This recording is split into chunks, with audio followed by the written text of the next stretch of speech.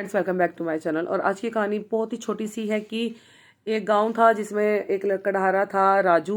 वो एक सेठ के यहाँ काम करता था। उसके साथ और भी लोग थे जो सेठ के यहाँ पे लकड़हारे का काम करते थे। और जो सेठ था वो कम पैसों में इनसे लकड़ियाँ कटवा कर ऊंचे दामों में शहर में बेचता था।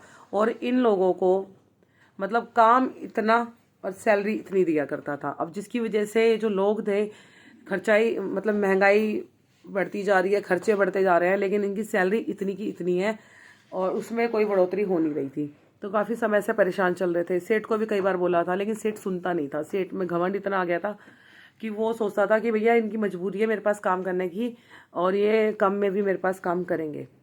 तो ऐसे ही राजू ने सोचा कि चलो ऐसा करता हूँ कि सेठ के यहाँ 8 घंटे काम करने के बाद 2-4 घंटे कहीं और भी पार्ट टाइम काम करना पड़ेगा, तभी गुजारा हो पाएगा। ऐसे तो गुजारा नहीं हो पाएगा, नौकरी छोड़ नहीं सकते क्योंकि कहीं और काम मिलेगा नहीं गाँव में, क्योंकि वो सब जगह घूमा तो उसे काम नहीं मिला।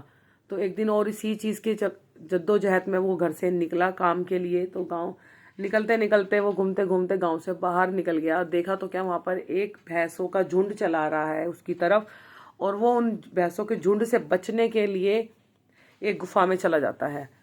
अब उसको भी नहीं पता मैं कहाँ आ गया कहाँ नहीं आ गया। वो तो जब उसने देखा कि भैंसें निकल गई हैं तब वो बाहर देखा उसने कि मैं कहाँ गया, अरे ये तो एक गुफा है। और उस गुफा में एक टोकरी रखी थी, बहुत ही सुंदर गोल्डन कलर की।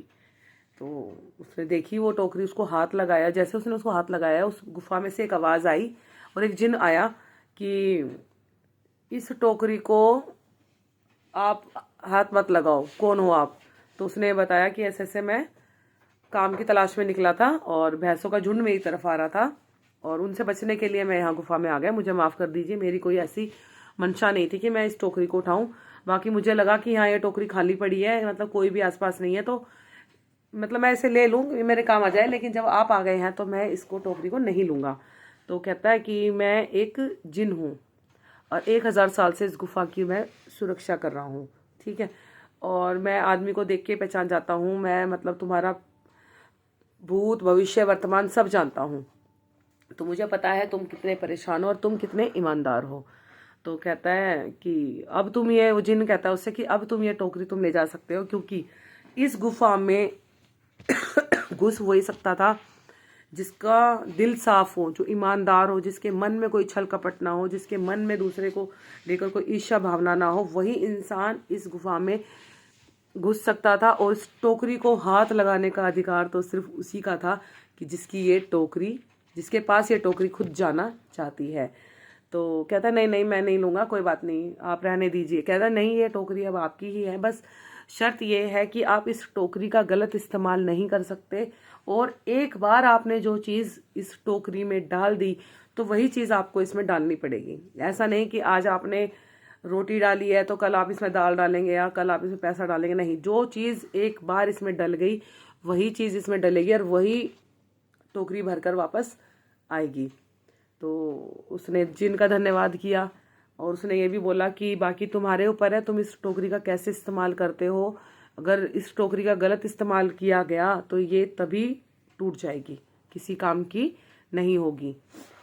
और जिसके मन में छल कपट होगा और वो सोचेगा इस टोकरी से मैं फ़ायदा उठा लूँ, तो वो भी नहीं उठा सकता, क्योंकि इस टोकरी के हकदार तुम ही हो।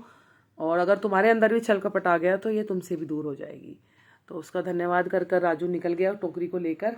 अब वो अपने घर गया, उसने अपनी बीवी को सब कुछ बताया। तो उसकी बीवी ने कहा ऐसा थोड़ी ना हो सकता है, ये है वो है, जादू वादू कुछ नहीं होता, ये तो पुरानी कहानियाँ थी, ये है वो है। कहता है अच्छा ऐसा करो, मैंने तुम्हें काफ़ी समय पहले एक चंदन की लकड़ी का टुकड़ा ला के दिया था, तुम जाकर वो लेकर आओ। संभाल रखा है या खो दिया? वो कहती है नहीं नहीं मेरे पास है, मैं लाती हूँ। वो गई, कमरे में से लेकर आई चंदन की लकड़ी का टुकड़ा और उसने उसको टोकरी में डाला और कुछ ही सेकंड में वो टोकरी पूरी चंदन की लकड़ियों के टुकड़ों से भर गई। इतने ऐसे मतलब टुकड़ों से भर गई।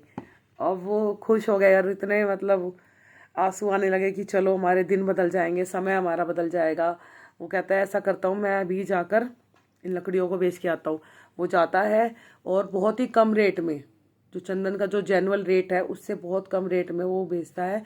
इसकी वजह से 1 ही घंटे में उसकी सारी लकड़ियाँ बिक जाती हैं। इवन जो व्यापारी होते हैं बहुत बड़े बड़े, वो भी उसके ठेले पर आने लगे कि भैया ये तो खुशबू सूंघ के कि चंदन की लकड़ियाँ आई हैं बिकने के लिए वो कम रेट में। तो एक थोड़े ही पलों में उसका ठेला खाली हो गया और वो खूब मतलब अच्छी अमाउंट लेकर आया अपने घर पे। उसने अपनी बीवी को दिया कि भाई ये पैसे तुम बच्चों की फीस में देना, ये घर के लिए करना, ये वो। ऐसे 1-2 दिन हुए, फिर उसने डिसाइड किया कि, फिर वो कह रही कि अब आप कहाँ जा रहे हो? कह रहा मैं सेठ के यहाँ जा रहा हूँ। तो कह रही है सेठ के यहाँ जाने की क्या जरूरत है, जब हमारा तो काम हो ही चुका है, ये है वो है, अब तो हमारा सब दिन बदल जाएंगे। कहता है दिन तो बदल जाएंगे लेकिन मेरे साथ मेरे दोस्त भी तो हैं जो बेचारे इतनी दिन रात मेहनत करते हैं, उनके साथ भी तो वो अत्याचार कर रहा है सेठ। मैं जाता हूँ, उन सबको भी अपने साथ लेवा लाता हूँ और अब हम सब मिलकर लकड़हारे चंदन की लकड़ियों का ही व्यापार करेंगे और इससे सेठ को भी सबक मिलेगा और फिर देखते हैं सेठ के पास जाके कौन काम करता है। तो उसकी मंशा अच्छी थी कि उसने अपने साथी लोगों को भी अपने साथ जोड़ा। चाहता तो वो अकेला ही उस टोकरी का फायदा उठा सकता था, लेकिन नहीं, उसने ऐसा नहीं करा। उसने अपने साथी लकड़हारों को भी लेकर आया अपने साथ और इसी काम में, बिजनेस में वो उनको अपने साथ जोड़ लिया। और सीधी सी बात है, अगर आपका मन साफ है, आपकी नीयत साफ है, तो भगवान खुद ब खुद आपके लिए रास्ते साफ कर देता है।